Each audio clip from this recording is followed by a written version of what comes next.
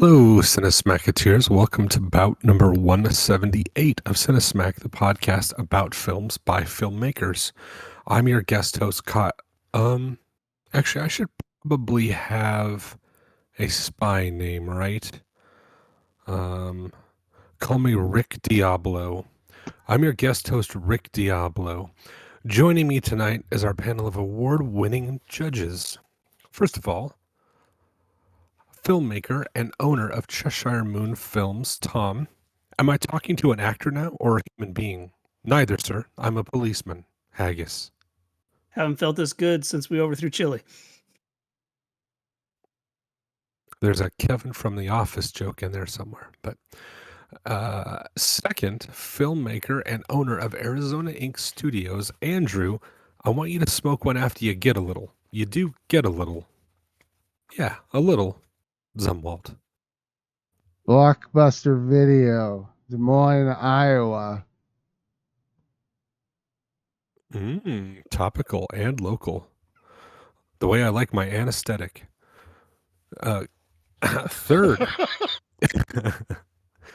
Third, filmmaker and owner of One Genome Short Productions, Gabriel. Are you going to bring me the martini, or do I have to suck it out of the glass from here, Rowald? I'm completely unprepared for this. I do not have a quote. There are no good quotes. That's the problem. What And a I think we're great gonna cover.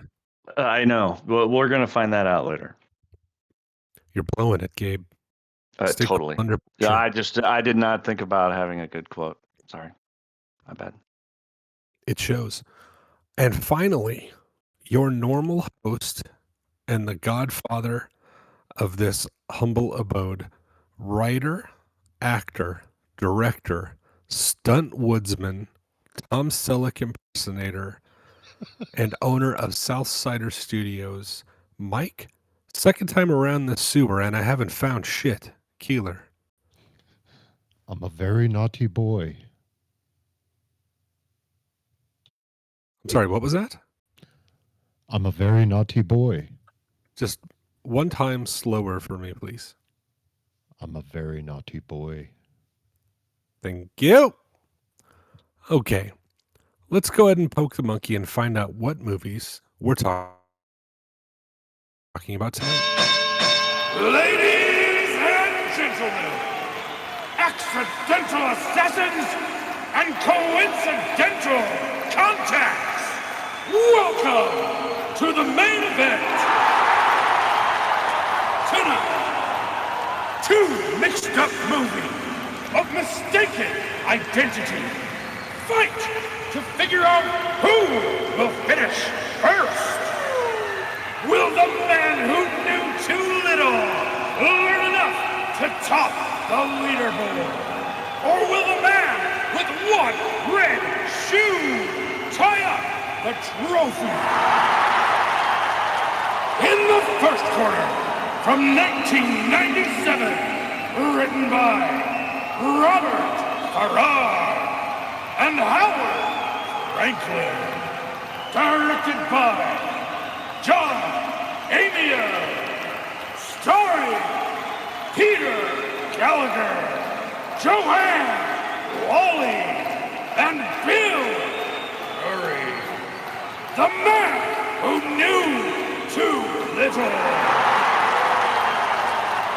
In the second corner, from 1985, written by Francis Weber, Yves Robert, and Robert Twain, directed by Stan Dragotti, starring Dabney Coleman, Laurie Singer, and Tom Hanks, the man with one red shoe.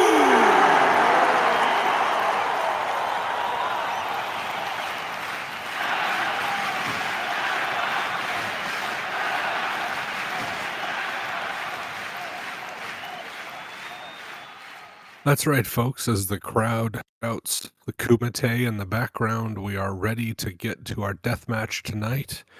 Two 80s and 90s spy, mistaken identity, real life blurring films are here to discuss for your entertainment.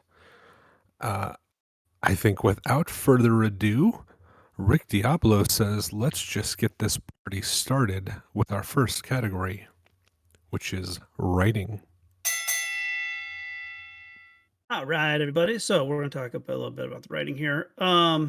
I feel like I'll be honest, I didn't really care for either of these movies. When I was growing up, Man with One Red Shoe was one of those movies that I don't know, it was a little bit too grown up. Let's see, it came out in '85, so I was 8 or 9 years old. So it was just kind of one of those movies I was always curious about, but I didn't watch it until we got to this.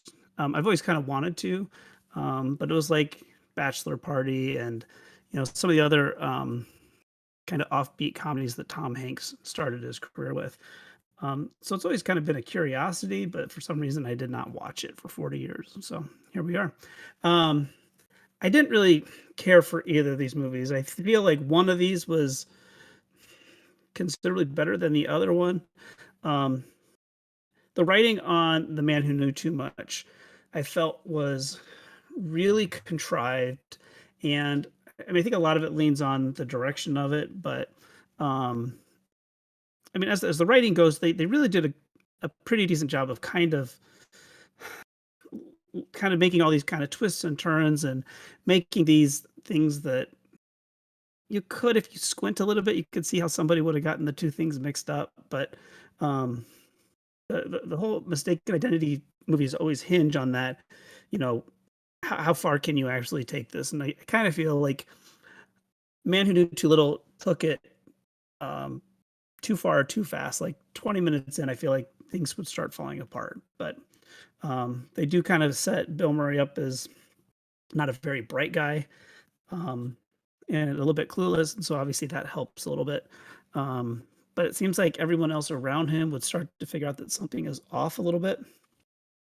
And that's also what these two movies hinge on, is that the antagonists have to believe that this unknowing normal guy is some kind of mastermind spy, and I don't buy it in either of these movies. I also feel like The Man Who Knew Too Little, it suffers from way too much exposition. There's just way too much like geopolitical stuff going on in the background, and I know that helps complicate things, but I don't know. It just feels like the movie was too complicated in some areas and too dull in others, and it wasn't very well balanced. Man with One Shoe does it a little bit better, but I think that comes from a better director and acting. The supporting cast in Man with One Red Shoe was a lot stronger, and we'll talk about that. But so it's hard for me to kind of figure out, was it the script or was it the acting? And I want to lean towards the script because it seems like everything in Man with One Red Shoe was better. I don't know. What do you guys think? Well, I think. Go ahead, Andrew. No, you're fine.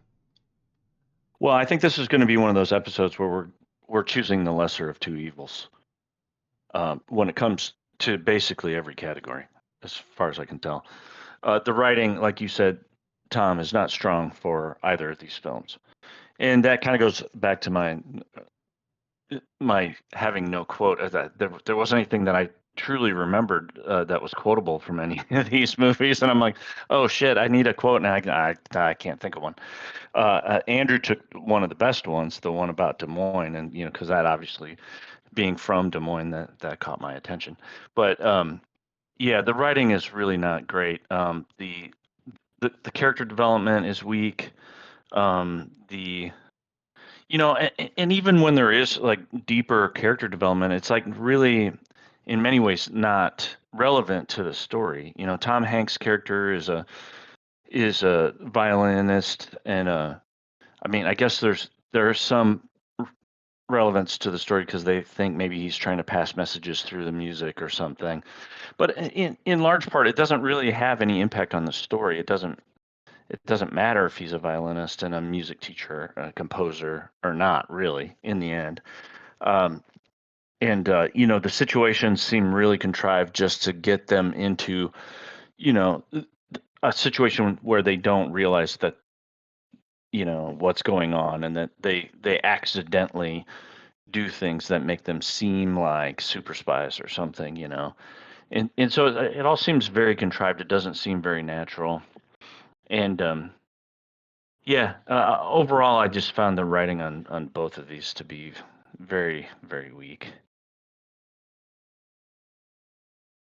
Yeah, I mean, I would agree. I guess I look at it as it felt like the, the Man Who Knew Too Little was written to be funny and to be a comedy, and it felt easier to watch knowing that it was stretching my suspension of disbelief, whereas the Man with the One Red Shoe very much felt like they were trying to, you know, there are funny moments in it, but it definitely felt like there was a more seriousness and a realistic tone to it that they were trying to get through some of these things. It's not as comical, I would say, as The Man Who Knew Too Little. The Man Who Knew Too Little, there are just moments, there are scenes that are written that are very obvious that they're a little heightened in that comedy. Like they're written for comedy. Whereas I didn't see as much of that in The Man with the One Red Shoe, that, the scenes aren't overly written to be funny. There are funny moments, but it just seems like it's supposed to be a normal movie with these weird coincidences happening. So that was, I don't know. That was my comparison. That's all I really have. Well, I agree with all you right. guys. So Well, Mike's gonna tear us all a new one. So I feel the Man Who Knew Too Little went in knowing it was going to be a comedy and like a farce. Because, like you said, Andrew, there were a lot more scenes with more comedy. Like it felt like it had a through line clear through. Yep. It was Right. set up to be funny. Correct. Like never taking anything very serious at all.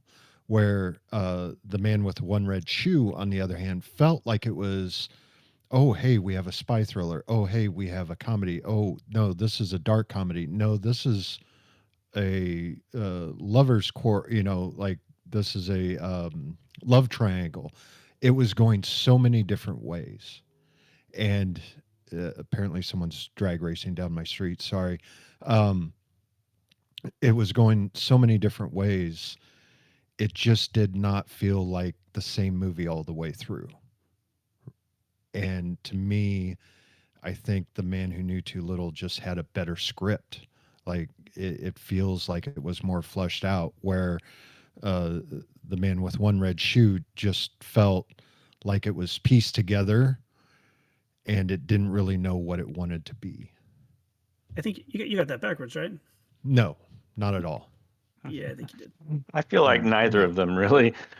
They both felt very stitched together. Like here we No. have these situations that we want them to get into, and so we're just going to try to stack these situations together somehow and tie them loosely to one another. Yeah. And they didn't feel very cohesive I to me, disagree either with of them. that.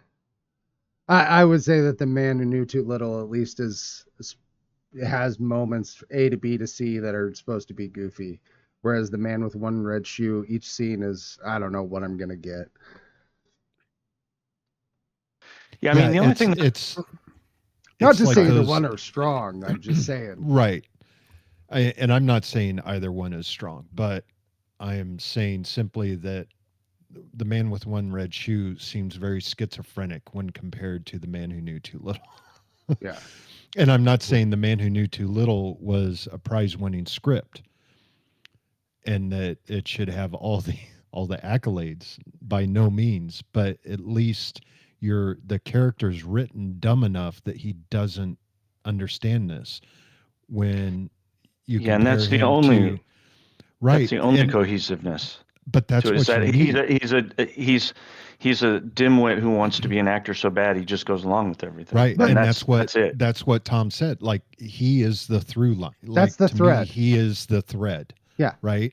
That's a Where pretty thin thread. That's a Yeah, Well, you don't use what I said to back up Man Who Knew Too Little. No, but when you have The Man with One Red Shoe, you have this guy who's considered a musical genius. He is supposed to be a genius, and he's not figuring this stuff out. Now, granted, there are different. You can be a genius with certain things and be totally dumb in other ways, but I would just think that he would pick up on this. My Right? my problem wasn't actually with him. It was with all of the really smart undercover agents that were like, "Oh, this guy has something," and they just went along with it. Right. Like Yeah. to me, at least with The Man Who Knew Too Little, there were moments when they're like, "This guy is not actually a spy." Right. Now, there were scenes that broke all that, and I get it, and it was a little, again, stretching that suspension of disbelief. But at least they were like, this guy's not a spy.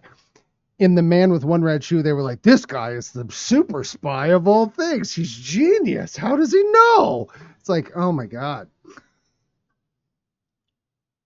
All right. So I just want to remind everybody, as we approach 4 minutes left in this round, we are not getting paid by the hour. So if you want to call it, let's just stop. We don't have to drag this on. There's no reason to keep talking about these movies. So if you just want to ding, ding, ding, that's fine, and we can just get home early. I mean, I guess I just look at the comparison of like, we're saying that the guy has to be dumb enough for the plot to continue. I can name a ton of movies that are similar where your main character has to be dumb enough to not realize for the movie to flow and for the comedy to even come close to touching base. And I feel like The Man Who Knew Too Little does a better job at that.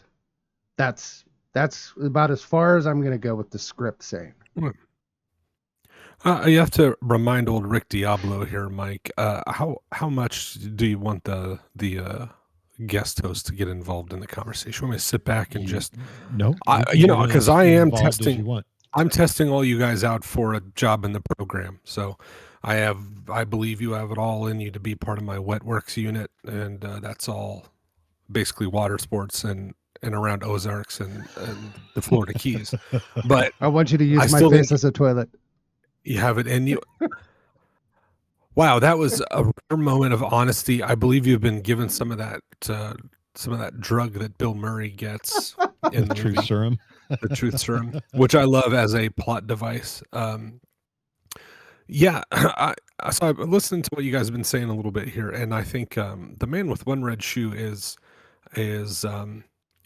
barely qualified as a movie. It is a series of moving images that loosely follow one after the other. And that is about as high a praise as I can give it. I feel like the idea that Tom Hanks is quote unquote dumb to the whole thing is really just a lack of attention and sort of him being self-absorbed. And he's helped a lot by the idiocy of the people who are trying to put things on him. In The Man Who Knew Too Little, you're at least given this guy who is kind of gregarious, outgoing, a real naive sort of bumpkin who stumbles into this, and you can believe that he goes along with this because he buys into the premise. So it helps you buy into the premise, even though things are silly. And I think you get a little of that show don't tell at the beginning where they show the theater of life, right? So you kind of know what you're expecting. But yeah, they're very disorganized, and The Man Who Knew Too Little uses a lot of tropes from the sort of accidental spy. I don't know if I'd call it a genre, but it's definitely a trope that goes through Hollywood. But Naked Gun. yeah, but I will say this, and I don't want to out the movie right now. There's nothing more painful to me than watching a comedy that's not funny. I think I've shared before the worst experience I ever had watching a film in public was Holmes and Watson, which I like Will Ferrell and I like John C. Reilly, but sitting in a theater for an hour and a half surrounded by a bunch of people who are miserable as they're watching like scientifically proven funny people not be funny for 90 minutes is pain. It's a painful experience.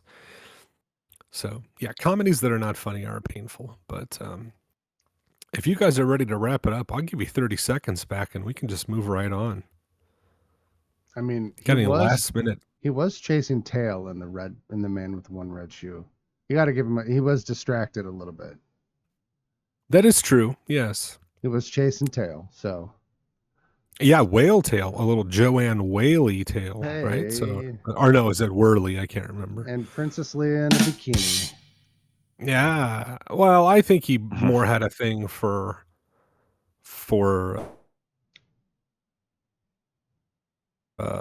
for the lesser talented Belushi brother, and I think Bill Murray definitely or as I heard someone call him on a podcast, Dr. Doctopus, the doctor with doctor arms, which I thought was funny. All right, so that's the end of writing. Let's Yep. move to a vote. I know that Mike goes in some order, but I don't do that. So let's just go with Andrew first. What's your vote for writing? The Man Who Knew Too Little. Okay, and Gabe?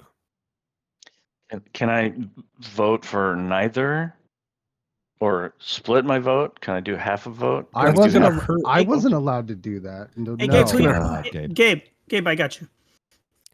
This is a You- Men you in got me? Black. I don't. I I This is a don't Men go. in Black Go ahead. like screening situation. So you can do whatever you want, Gabe, but I may have to kill you before the end of the movie if you get it wrong. Yeah, I might welcome that. Oh, Yeah. so this yeah, is I'm an gonna go with intervention for Gabe. the man who. Oh, I gave it away. The man who knew. Who too had? little. Oh, there you go. That's enough. Yep, the man who had one red shoe. So the man who knew too little for Gabe and Mike Knew too little. and Tom. Gabe, you said, man, I'll take Man with One Red Shoe. Okay, checks in the mail, bruv, governor, isn't it? Oh, Danny Boyle, cash that check. So I have never had the difficulty I've had trying to find trivia for these two movies. I don't know if anybody else tried it, but good Lord. I wanted to do a spoof where we go through who all was considered for the casting, and I thought I'd just put Arnold Schwarzenegger in every role. But so in The Man Who Knew Too Little, at the airport, Bill Murray is asked for his passport, where he says the picture's not a very good one, and then opens his wallet, in which is a picture of him as Carl Spackler from Caddyshack. It's pretty The awesome. opening scene of The Man with One Red Shoe is supposed to take place in Morocco. You might know that from the one non-flapping red flag with a green star that I noticed. They later mentioned it's Morocco, but I was like, you're really not setting any scenes here. But it was actually filmed in the port of Los Angeles. I wonder why. Okay, so with that, those brain ticklers out of the way, let's move on to our second round, which is acting. Yeah, well, this is going to be one of those lesser of two evil rounds as well, and it's weird to me because I feel like we've got a couple of pretty decent actors in these films. I don't know what you guys think of Bill Murray as an actor, but I think he, over time matured quite a bit, and obviously he started out with a great, great comedic acting chops. And then evolved later on into becoming a pretty decent, serious actor. I think he's actually a pretty decent actor. And I've noted that before, where a lot of comedians are often decent dramatic actors as well. And I think it has something to do with the art of comedy. You have to know kind of the human condition and human suffering, and you understand that, and then you can turn that into comedy, but you understand that intrinsically, and that informs more dramatic acting. And Tom Hanks, I mean, who would not argue that Tom Hanks is one of the greatest actors of our generation? Jill watched. I'm going to shorten this stuff for us. I'm gonna say Red Shoe and Too Little. Jill watched Red Shoe with me, and we got to talking about like Tom Hanks' roles, and she says, "Well, he looks really young. This is pretty early. Where was he in his career?" And we started going through the movies, and we're like, "Oh my God, that's a great movie." And I won't be able to do them in order necessarily, but things like Castaway and A Sleepless in Seattle and Forrest Gump and all these great, Saving Private Ryan. Oh my God, great movies, great performances. Mazes and Monsters. Um, sure, I don't know that one, but I haven't seen It's that a one. satanic D&D movie.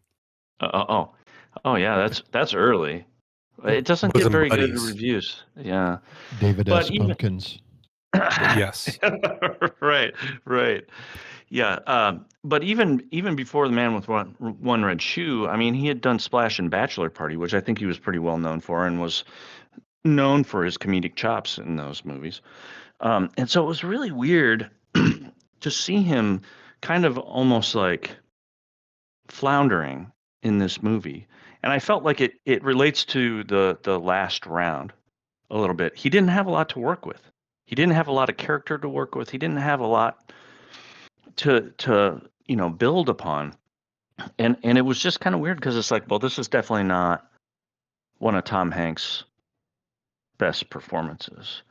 And it's I'm not sure there were any great performances in either of these movies. And we had other great actors in these movies. Actually, strangely enough, I think Jill and I got the most chuckles out of, what did you call him, Kyle? Out of Jim Belushi, the less talented. Oh, the less Belushi. talented Belushi brother? Yeah, we actually got more chuckles out of him than we did out of Tom Hanks and others in that movie. So I mean, that may have been a survival instinct by the time he shows up in the movie. You're just could be. you're trying to convince yourself some of this is funny. Right. Well, and yeah, exactly. And he wasn't funny throughout, but we felt like the part near the end where he was seeing all the dead bodies and that kind of stuff, and we thought, well, we got a few chuckles out of that. It wasn't great, but we thought it was kind of funny. Alfred Molina, I mean, I think he's a pretty decent actor, and he didn't have anything to work with either. He just was not. And I don't know if he really fits kind of the comedy, style, a comedy genre type acting. So there were some decent actors in these movies, and all of them underperformed. It just really was not. It was not a workshop for acting by any means. Okay, so you didn't bring up Carrie Fisher, which this is their first movie together, her and Hanks, which they also play a married couple in The Burbs.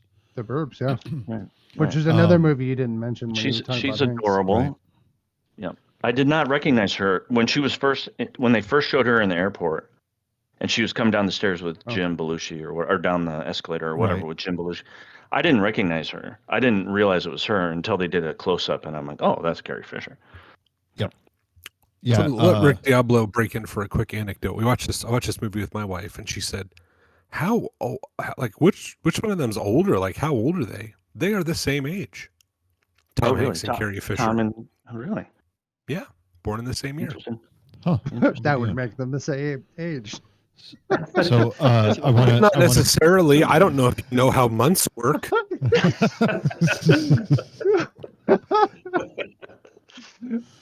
They were born on the exact same minute. This is what this episode has come to.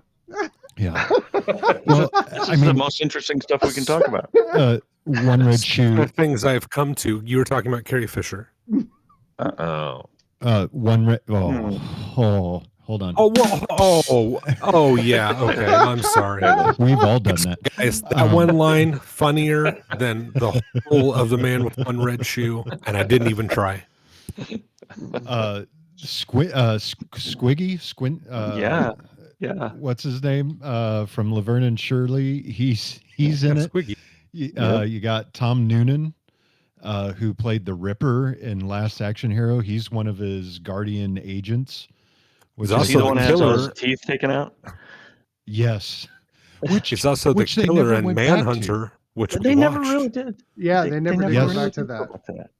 No, because he never acted like he was missing teeth or and I'm like, come on. But I feel like loved- there's some comedy in that, right? They took Right. out all his teeth. There's some funny stuff you could do with Right. that. Maybe the way he I talks or think they cut it. he smiles. It's I think they cut it. It's on the Blu-ray. I've got the Blu-ray with the Oh, cutscene where really? where he's blowing Dabney Coleman. So He's speaking of Dabney Coleman, like perfect pick to play the asshole boss, you know, trying to outsmart everybody and just swarmy asshole. I am a fan of Dabney Coleman's. But then also there's David Ogden Stiers. He's the conductor of the orchestra. He was in MASH. Mm-hmm. Yep. But yeah, I mean, you already talked about Alfred Molina. Peter Gallagher, he's just there to play the brother that's being bothered by his other brother. But he actually has some very, I think not very, but he has some funny moments. Like when he's sitting at the table and he just kind of raises his hands. He's like, yeah, sure. You know, and I just found that really funny how he delivered those lines and how he did it. Yeah, we talked about Alfred Molina. Joanne Wally, I mean, I'm not, I went back and I was trying to look at some of her IMDb credits and I haven't seen anything else that she's done, but I like her in this film. But yeah, otherwise you have a lot of guys, a lot of British actors that are usually in more dramatic roles. You know, Richard Wilson, Terrence Harvey. Yeah, go ahead. What do you drive? What kind of car do you drive? I drive a Chevy Silverado. Okay. All right. I thought you had a Dodge. So No. anyway, that would explain why you left Edward Herman off, because he's the voice of Dodge. And yes, yeah, Edward Herman is so good in this. I did forget about Edward. Underutilized, Herman. I think. You're right. So, You're right. But, yeah.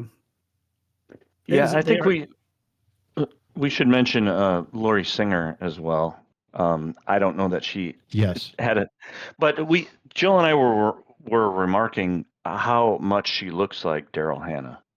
Yeah. Yes. I mean, the whole time She's when we first Daryl saw her. Hannah. Yeah, kind of. I don't know that she had a lot of. I don't know that she did a lot of acting, but she. Wasn't she in Footloose? She was in Footloose. Yeah, right? she's the. I have some Lori Singer girlfriend. trivia. You're going to learn everything you want to know about Lori Singer coming up. But she's still everything. She's a discount Daryl. Oh no, everything. I've been in her house. Okay. Wow, you went deep undercover for that. Well, I've never gone deep before, but yes. I've scratched we're the losing surface. listeners by the minute. By the way, Gabe, you have to have them to lose them. Charles Durning, This is true. The very first thing I thought of was he's in Joe's Apartment. Wow. Yep. 6 Degrees of Joe's Apartment. That is. I saw him and I was like, "Oh my god, he's in Joe's Apartment." Okay, all right. During one of these breaks, I'm going to do Dabney Coleman to whoever voiced the main cockroach in Joe's Apartment. We're going to play that. Okay. Yeah. Sorry. Go ahead. It would be an interesting episode. I think one of the things with that kind of hurts Man with One Red Shoe is it feels like Tom Hanks was still trying to find his that goofy, like that he's kind of later in the 80s when he kind of nailed down, like with Big, like he nailed down exactly what he wanted his Tom Hanks characters to be like.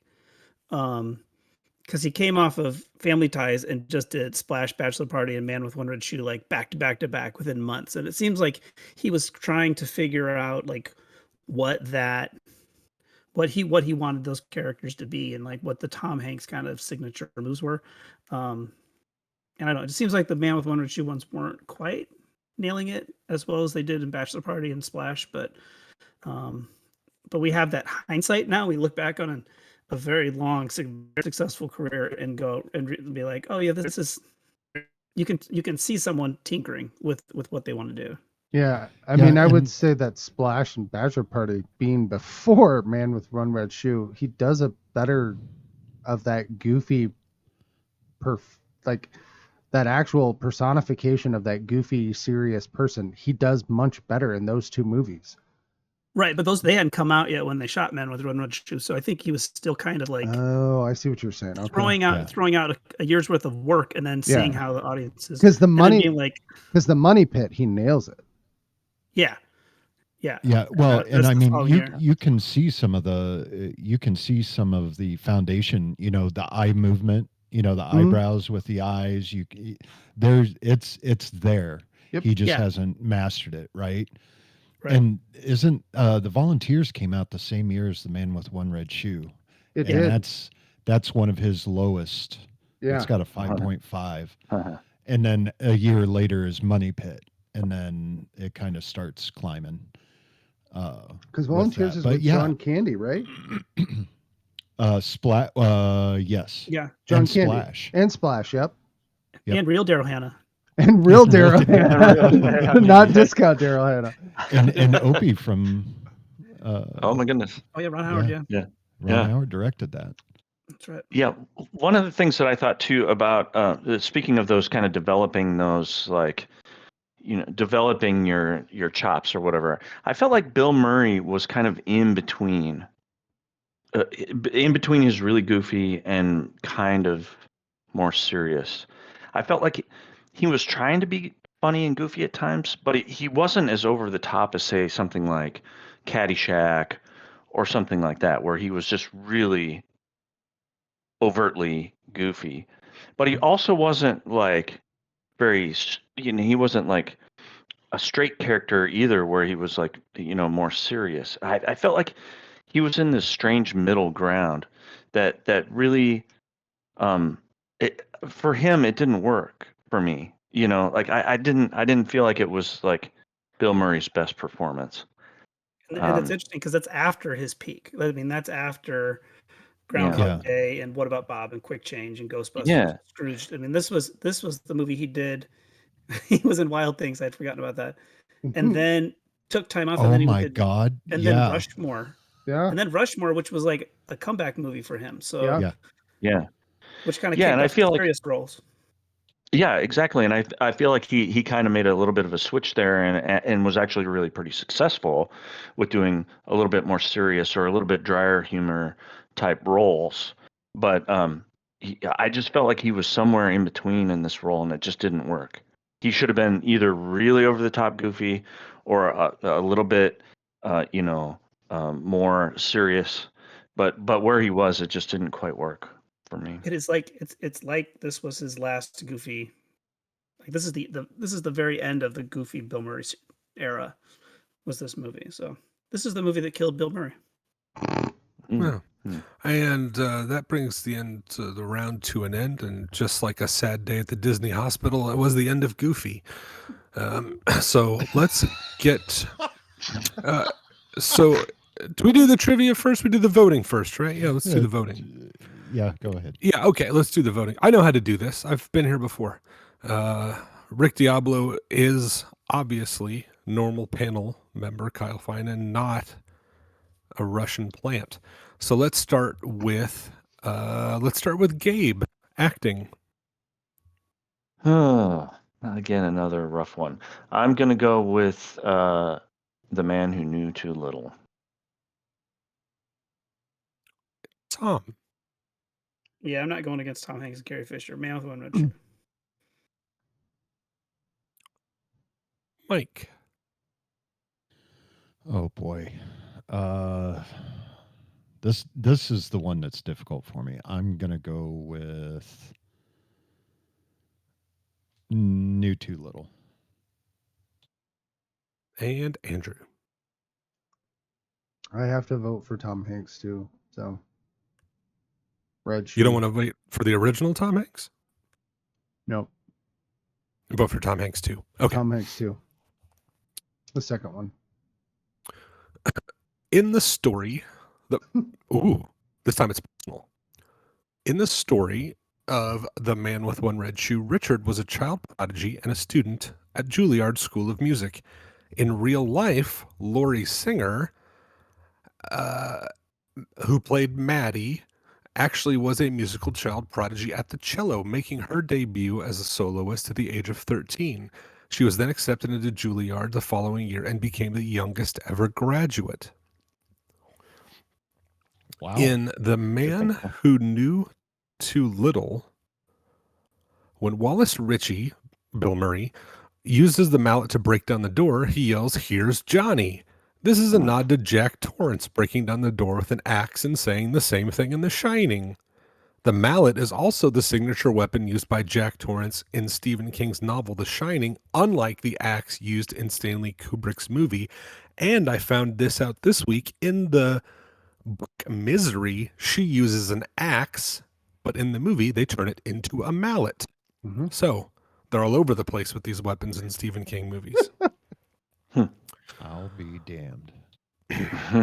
No, you be Mike. I'll be Rick Diablo. Moving on enough. to the third category, directing.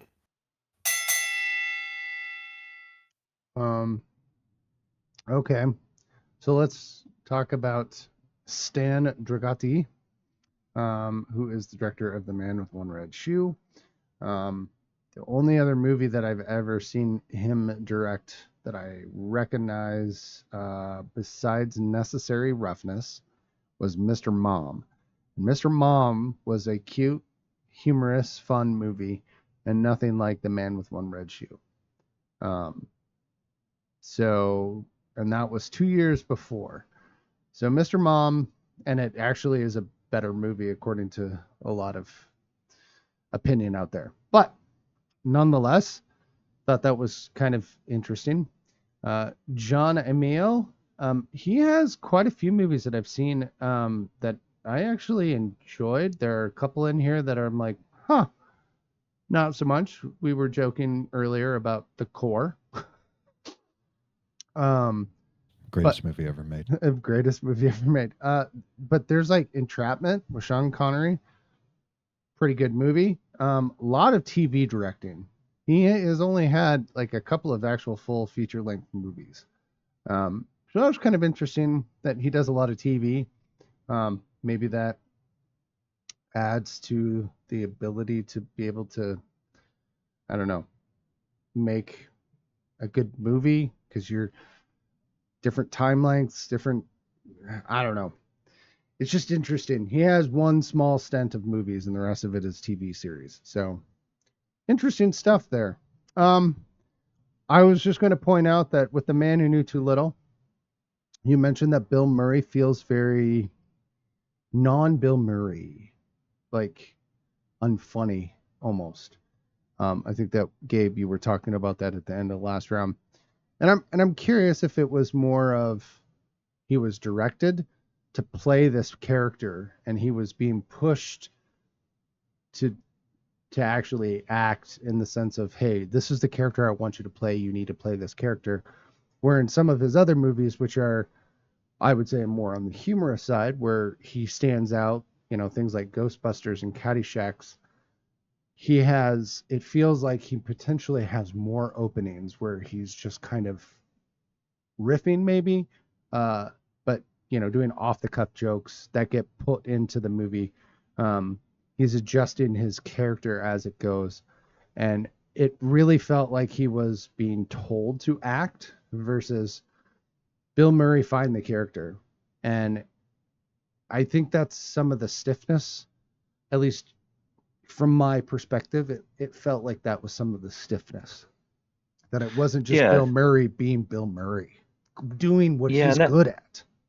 Yeah, and that very well could be. It could be a combination of the writing and the directing that led to that. That not having a lot of good material to work with from the writing, the character development, and maybe being restricted. And being like, you have to play this character this way.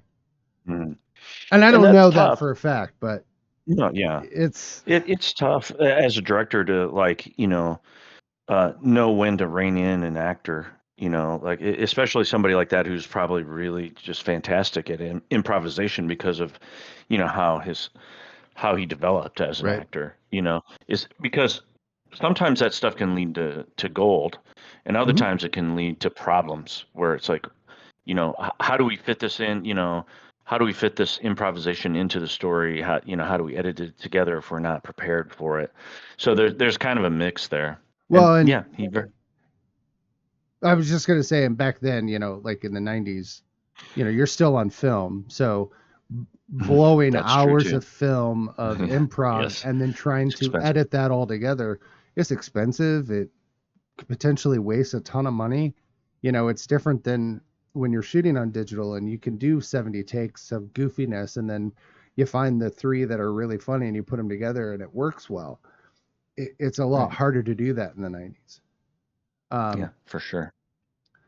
So, yeah, I mean, we talk a lot about, like shots and abilities to be able to shoot crazy scenes or whatever. I mean, the one I guess that would stick out to me and The Man Who Knew Too Little is there is a car chase scene. Those are not easy to film. That's a lot of work. So, kudos to them to getting that in. I mean, it wasn't anything elaborate or crazy, but I got to give you some love on that because those are, especially with the big cameras that they were using, the film cameras at the time. I also have to give the director, potentially the set director, or maybe even just the set dresser, in The Man with One Red Shoe.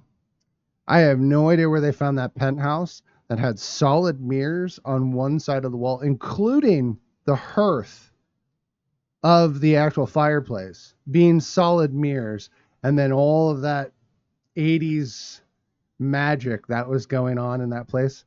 Kudos to finding that. And if Oh, they careful! That's don't easy. don't spoil any of my trivia about Oh. the Never lighting mind. and set decoration Okay, of The Man with One Red Shoe. No, go ahead. sorry. Nope. That I was just gonna give them kudos because damn, I saw that and I was like, wow. So I'll let you have your moment. Yeah, that's all. I neither one of these jumped out as wow, these were sensationally directed or wow, they did this really cool thing. They were adequately directed to tell a story.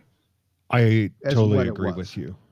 I agree. Like I think the reason why we didn't get the performances that we were used to, or a number of things, script, timing, and also just the director not really giving the actors something to work with, right? Like not saying, "Hey, Tom, look, I know this script is not an A+ script, but let's try and give it our all, right? Yeah, let's do it." Instead, he's like, "Yep, let's just go ahead and do this."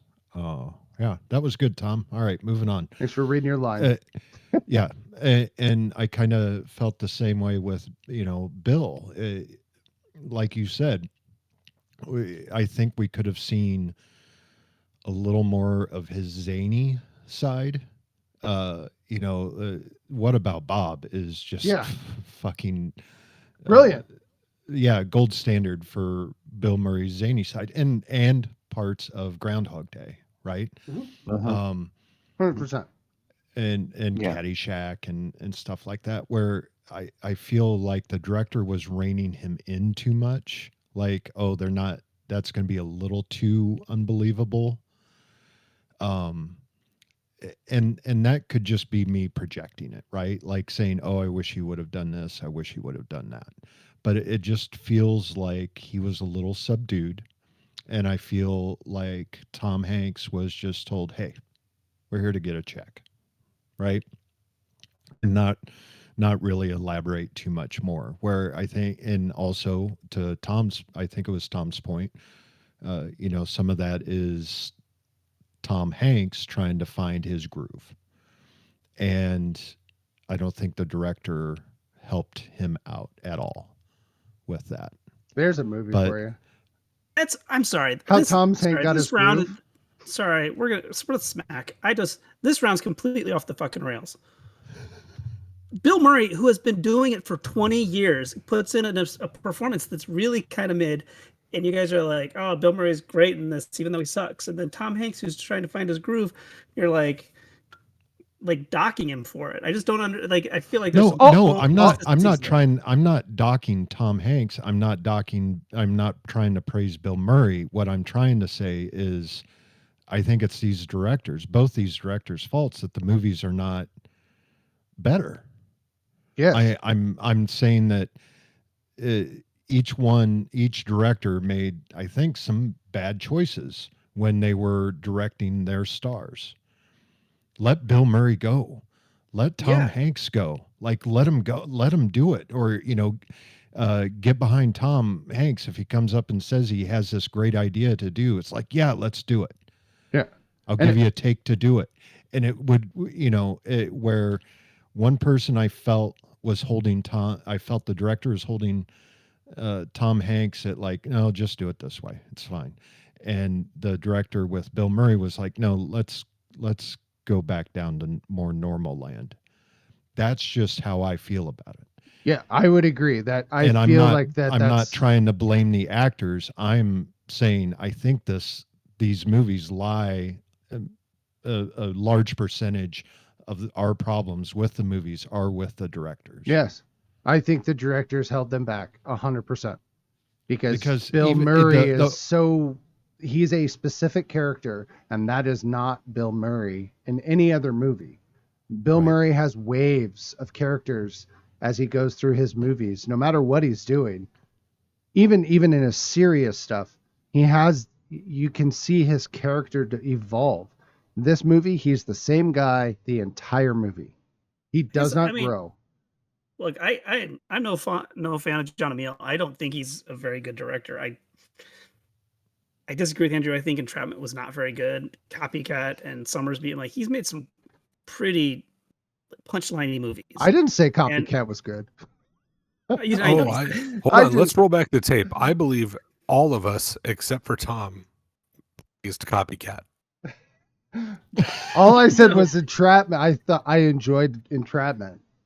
And I went into this with open mind. I was like, all right, he directed The Core, but I'm going to give him the benefit of the doubt. But it is not. We have directors where like, oh, it was serviceable. He kind of did his thing and got out of the way. John Emile did not do that in this movie. He was constantly in the way. He was in the way of Bill Murray. He was in the way of the action scenes.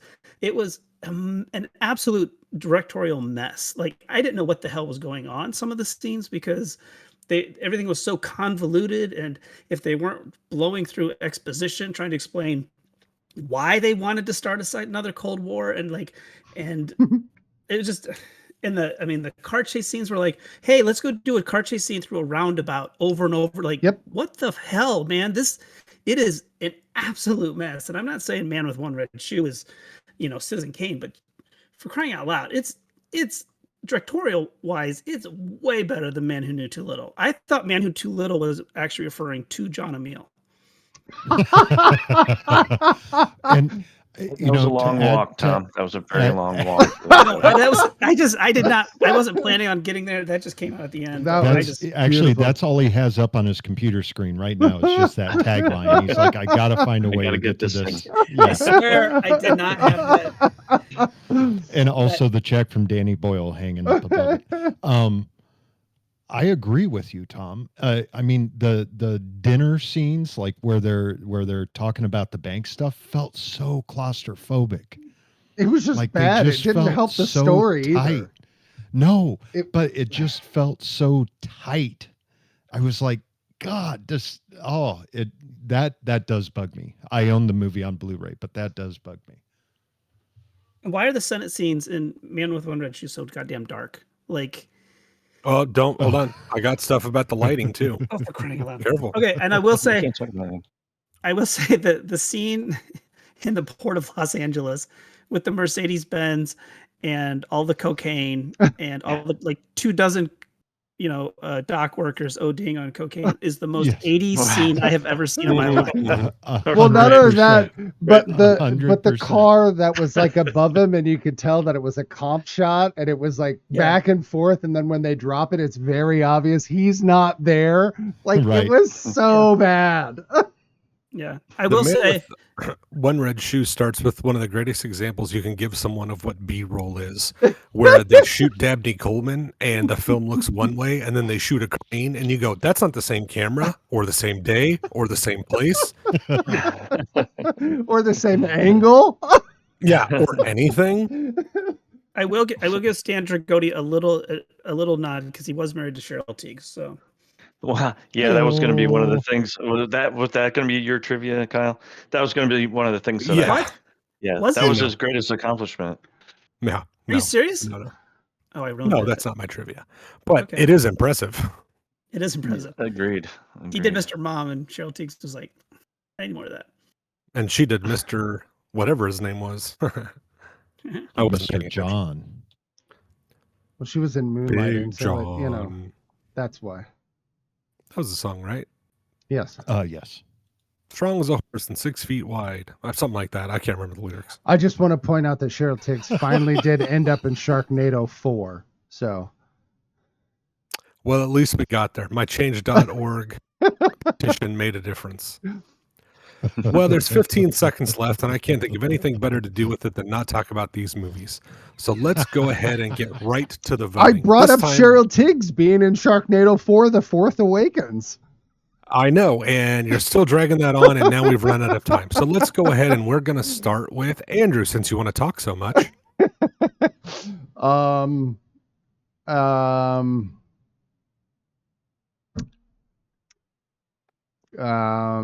Take your time. I don't know who to vote for because neither one are great. So the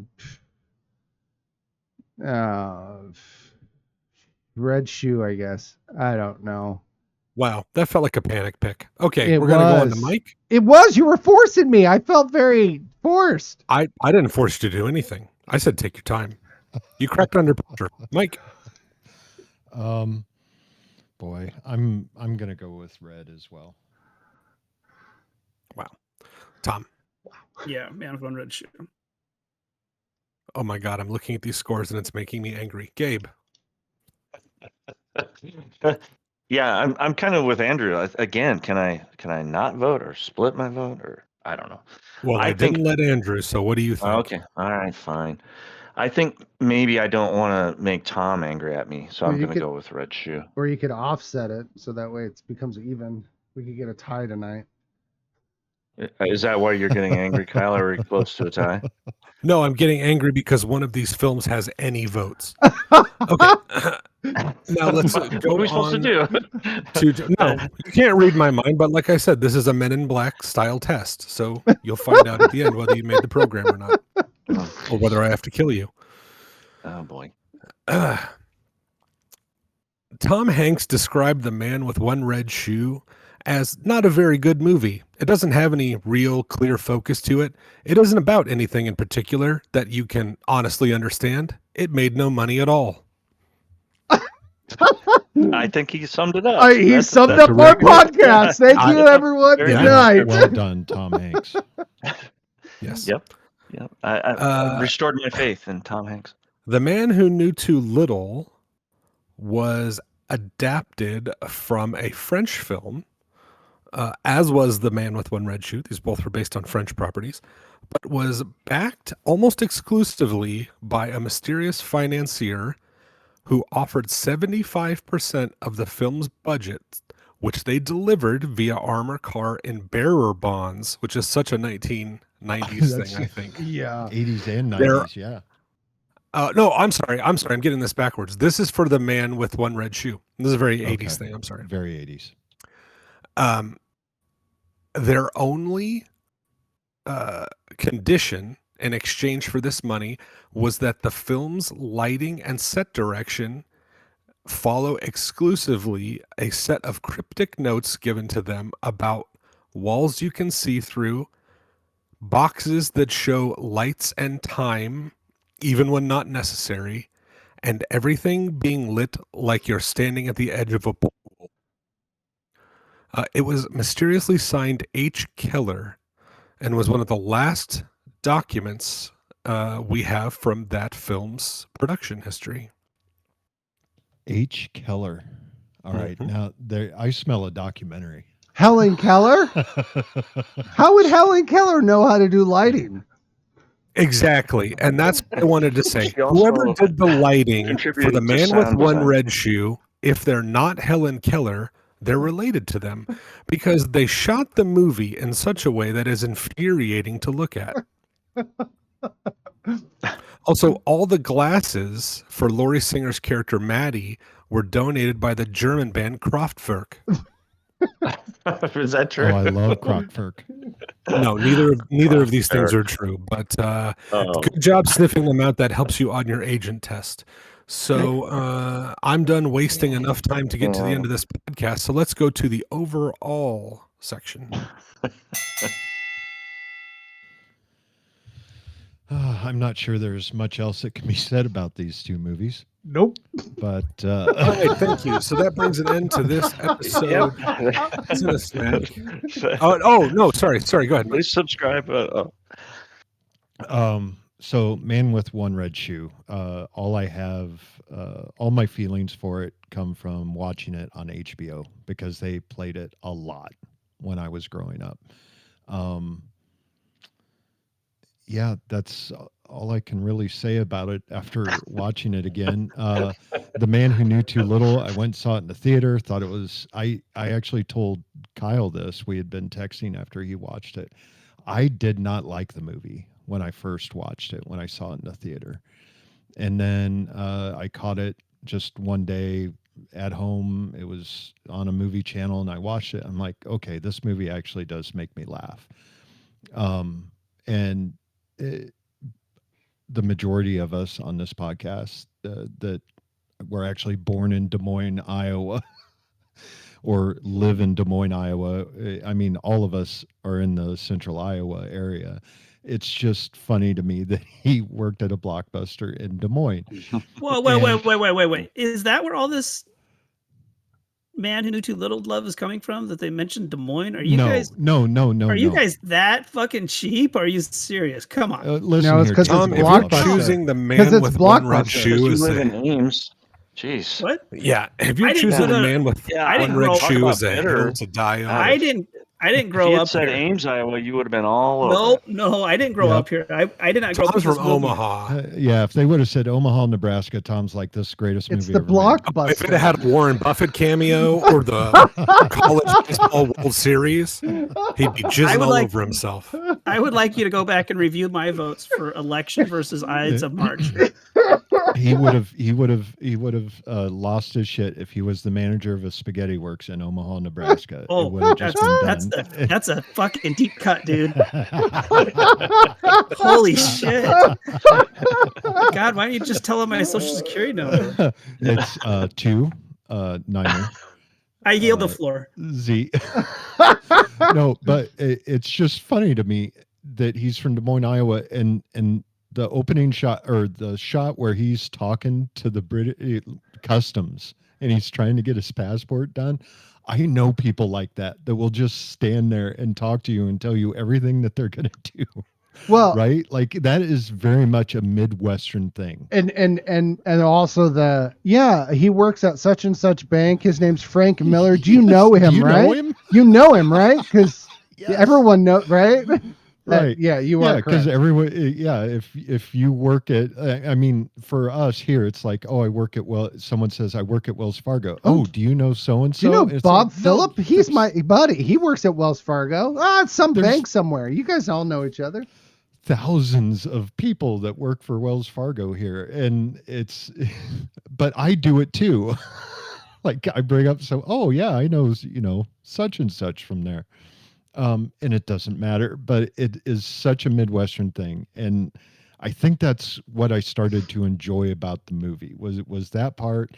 And just, I don't know, it just feels like it's, as I said earlier, it just feels like it has a better thread where just going back to the Man with One Red Shoe, I get to see Carrie Fisher in her underwear, which is a big bonus.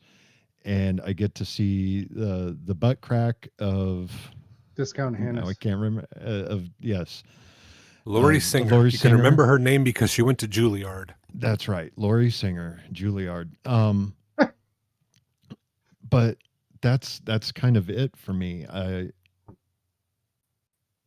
That's all I got. I said everything I wanted to say. I would like to Yeah. just butt in quick and say Juilliard is a great name for if your ass is 3 feet wide. Andrew, you were saying? Nope. Okay, I Gabe. was just gonna All I say, said was yeah, it was discount me. Daryl Hannah. That was all I said. But Daryl Hannah.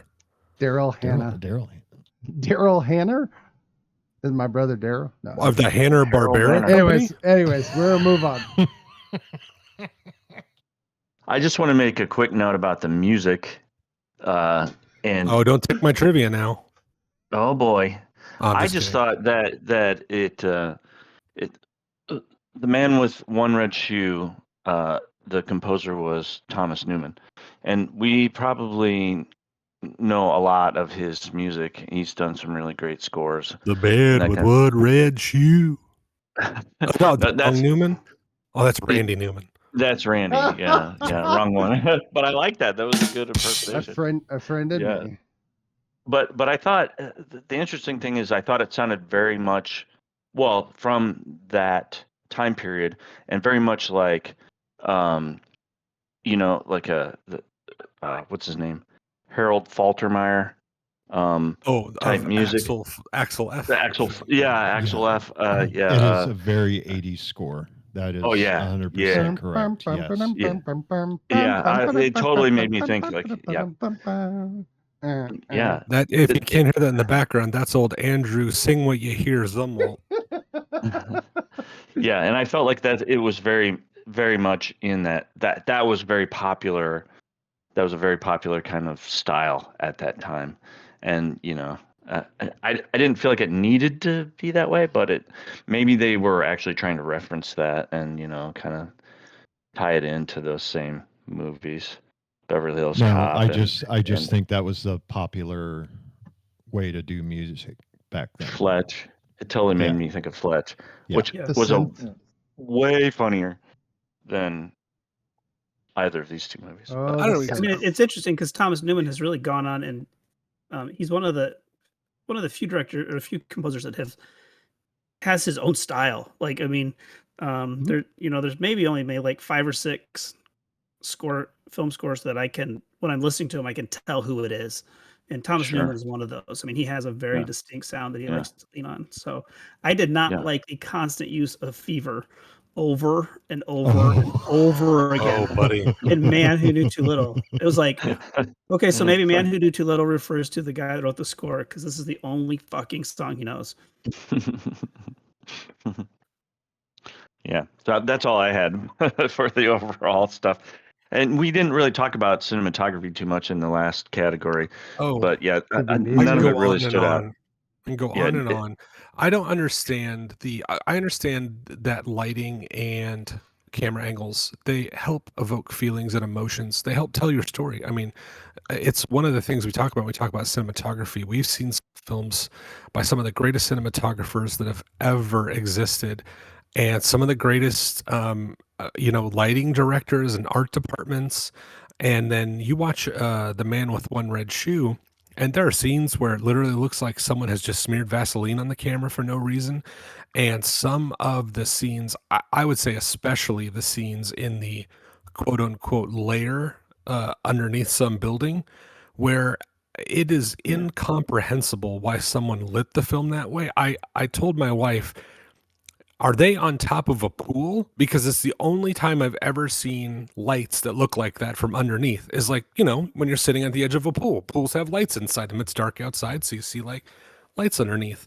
How could anyone do their work there? You couldn't see anything going on in front of you. It's ridiculous. It's just the weirdest thing. And later on, as the movie went on, and we saw things like people listening to secret conversations with earbuds in that could also be heard outside of moving vehicles. The ambulance. I didn't get that weird part. And I told why could you hear all that stuff that was going on in the ambulance? I don't know. But I told my wife, this is the perfect example. If you ever had to tell someone, we found a movie aliens really did crash land in Roswell, and they tried to make a movie of what they thought movies were, but they don't quite understand how human lighting and vision works. They don't understand how human sound works. So they're like, well, we'll just put plugs in their ears, but you can also hear it still, or like those are big details to miss. And to me, it really made the movie feel very amateurish and sloppy. Like, Was this movie made also by thought the digital whole- llamas? and his estate being bugged. I get that it's supposed to be a joke. I understand that there's a joke, but when your statues have working eyelids and you have to have the eyelid open for the bug to work, that's a very ineffective bug. For it's- some reason, I didn't even think about the I statue kind of having love it. that though. I loved Yeah, like he it's- would open it and talk to him and then close it. And it's like, well, that It's doesn't a really. scene. Yeah. It's Yeah. it's a scene that works in Naked Gun, but this movie does Yes. not have Yeah. enough or any comedy in it. So that's bad. And it's just bad. Well, now you've got me going through, and I'm looking at the cinematographers. So Robert M. Stevens that did is it One Red Shoe? If he ever worked Yeah. again, it was too soon. He's done a lot of director of photography, second unit Wayne's World, director of photography for Indiana Jones: The Last Crusade, additional Jesus photography, Christ. additional photography. Second unit Goonies, camera operator Ghostbusters, National Lampoon's Vacation, camera operator. Wow. So Like, allegedly, he's he had got a the lot of good stuff. cocaine in the 80s. Yes. And then which one was this? Sorry, I fell way down the rabbit hole. Man with One Red Shoe. He did like Howard the Duck. Oh, that's okay. See, I got the two mixed up. I thought you were yeah. talking about the guy from Man with One Red Shoe. That totally tracks that guy would do. Howard Kyle, Duck. you recently watched all these movies. He Oh, was Death Wish. director of photography for Death Wish 2 and Star Trek the Motion Picture. Oh, yeah. Like, I Wow. was just kind of Soylent Green. Ah, Oh, I've heard it. I've heard it's people. Yeah, It is people. I've heard that too. Sure. Yeah. I've heard that too. So yeah, that's how much we don't want to talk more about these movies. I don't think we've heard Talking enough from about- Tom. Tom, what are You your know, thoughts those here? movies. I mean, I'll never watch either of these movies ever again. I didn't particularly enjoy them. I thought they were pretty insufferable. I feel like Red Shoe was a little bit more entertaining, but it was more of a seeing where these people were at, like seeing where Tom Hanks was at this point in his career more than anything else. I do have to dock Man with One Red Shoe. Of all of the actors, they had they could get any actor they wanted. And they're like, hey, we need you to be a waiter that's approximately the size of Alfred Molina. And they got a guy 3 inches shorter than Alfred Molina. And when he goes to like hit him and steal his suit, he like sizes him up. Why did he not wave him off and be like, never mind, I'll go find a bigger waiter? And like, it's like, it didn't make any sense whatsoever. Like, just why can't you just find a waiter that's Alfred Molina's size? He's not. See, that's like, a Andre funny the joke Giant. if he comes out and the outfit looks terrible on him. Right, but it didn't. It was fucking I know, perfect. right? Yeah, it's a mixed. It's a They mixed. did that in one of the Raiders of the Lost Ark movies, where Yeah. he beats up a German and he's too small, and he comes out and it at doesn't the fit. submarine Is- when he's at Yeah, the submarine dock Yeah, Yeah. And also Last Crusade, wasn't it, when he's asking for tickets? when he asked for tickets. Yeah. The ticket Spielberg outfits knows how too it's short. done. that's the difference between directors right there. Yeah. Although Stan And Dragody's cut of Schindler's List is really funny. Oh my god! I heard they're doing a sequel called Yeah. Sophie's Multiple Choice.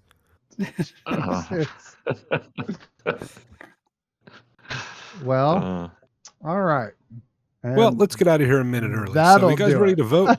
Okay, that'll do it. Let's go to overall, and we're gonna start with Tom. Man with One Red Shoe. Jesus Christ. Okay, Tom sorry. Hanks. Gabe. Red Shoe. Mike. Knew too little. And Andrew. Too little. Oh man.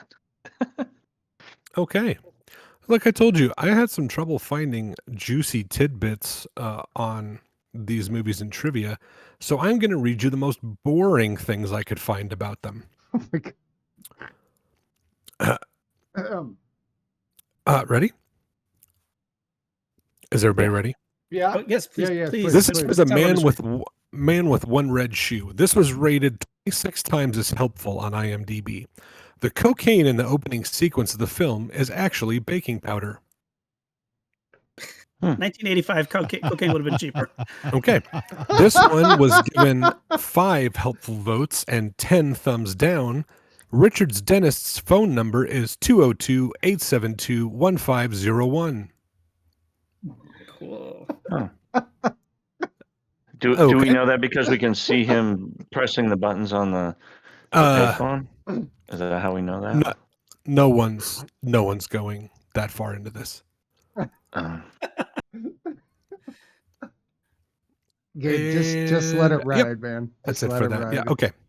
So for the man who knew too little, one of the agents at the end has the last name Venkman, just like Bill Murray's character in the Ghostbusters movie. This was the debut theatrical movie of Eddie Marsan as Mugger number 1. Yeah, I recognized him.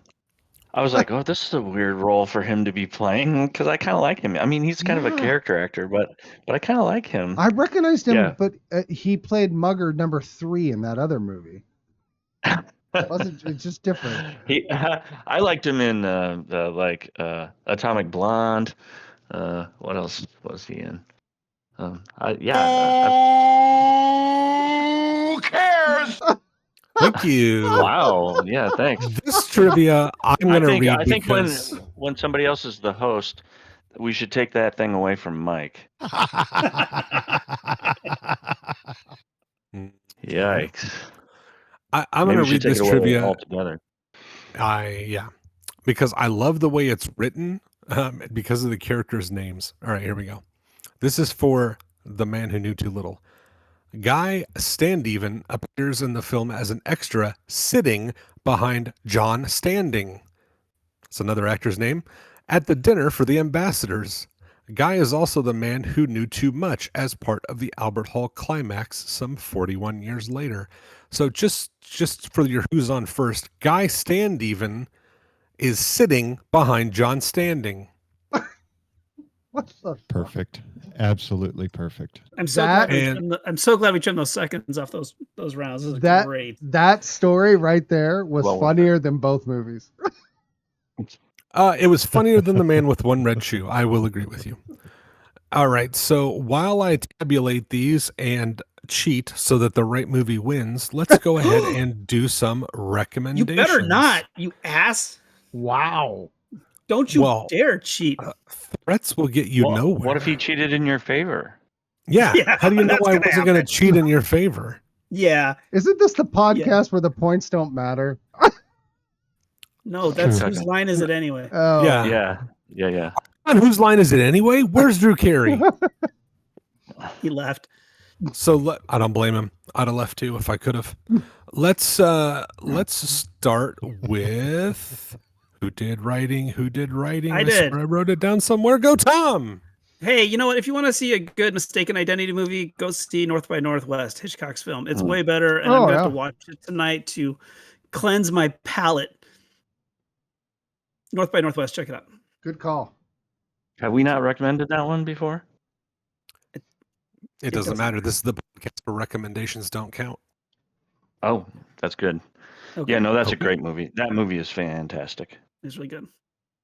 And if my memory serves me correctly, and I'm sure it doesn't, I think it's Gabe's turn. It did serve you correctly. Yeah, I'm going to recommend a movie we watched recently on Netflix, Wake Up Dead Man.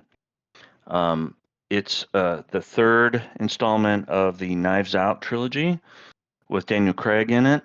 It's got a lot of great actors in it. It's really well written. The character development is great. There's some really fantastic dialogue in it. It's beautifully shot. It's an entertaining movie. I would highly recommend it. It's very good. So if you Agreed. have Netflix, because I think that's the only place you can get it right now, you should watch Wake Up Dead Man. Agreed. Thank you. Moving on to Andrew. I'm going to recommend an actual funny cop-like movie. I'm going to recommend The Naked Gun, the 2025 version. It's a continuation of the first three. Naked Gun 2.5, and Naked Gun 33 1/3. This is The Naked Gun. It is the fourth. It picks up pretty much where the other ones left off 20 years ago, and it's really well done. It has the same feel and funniness and goofiness, and it's better than both of these movies. It's a low bar, but I haven't seen it yet. But yeah, you're right. I want to see that It's one. very cute. They did Yeah, it seems fun. It has the same feel as the original Naked Gun that the Zucker brothers, coined in a sense, and so it just has that good momentum. So highly recommended. Yeah, I feel like it's like a different type of character for Liam Neeson too. Oh yeah, 100%. 100%. He doesn't play that kind. He's always plays the tough guy, kind of thing. But that seems fun. Okay, thank you. And next we're going to go to Mike. And Mike, I'm also going to tell you, check the chat there. I wrote something because I think you need it for a sound drop. So, Gotcha. Thank you. So One Red Shoe reminds me of, it's a date movie, right? Like it's just something you're going to take a date to go see. And we are getting kind of less of those comedy date movies. We're getting less and less of those. But the ones that we do get actually are still kind of fun. And this one to me was a lot of fun. And I actually took a date to it with a girl. But it stars Tom Cruise and Cameron Diaz, and it's night and day. It's a spy action movie. It's along the same lines as these. Someone gets sucked into something that they're not ready to deal with. An average Joe, or Joette. Is Joette a word? Jolene? Average Jolene. Let's go with that. So if you haven't seen it yet, check out Night and Day. It is a lot of fun. Jolene, Yeah, Jolene. that movie is kind of one of my guilty pleasures. I really enjoy that movie. I find it very entertaining to watch. It is a lot of fun. Yeah, and it's really well made. It's really well put together. Yeah. Yep.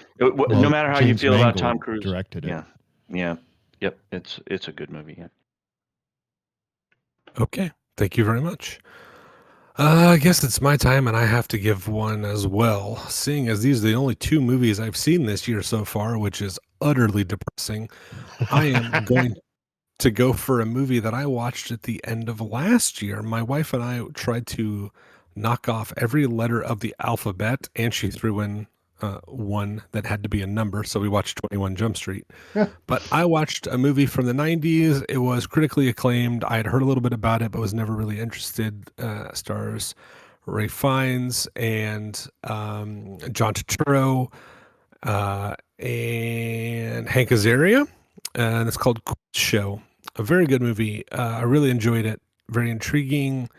Ralph Fiennes gives a great performance, and I was far more interested in it than I thought I would be. I think it's a good film. It's a little long, but it's very interesting. Oh, and Shooter McGavin. Christopher McDonald is in it. Shooter McGavin, yeah.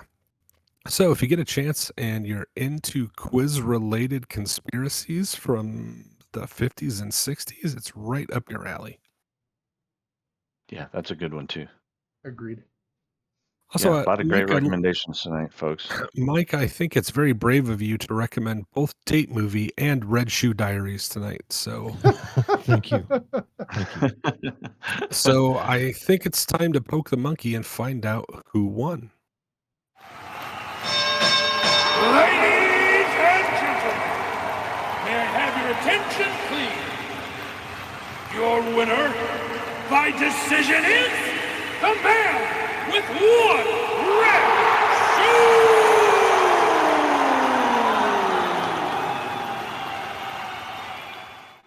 That's right. The man with one red shoe squeaks out a win 9-7, and you know what that means. God is dead and we are his disciples. Please leave us a review on whatever podcasting service you use. It helps us reach new listeners. If you like us, tell your friends. If you hate us, tell your enemies.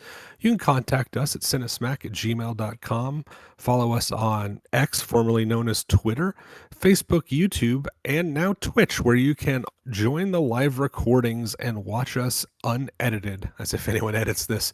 Just search for Cinesmack. In February, we will be taking a look at 2 Oscar favorites as one battle after another goes toe-to-toe with Sinners.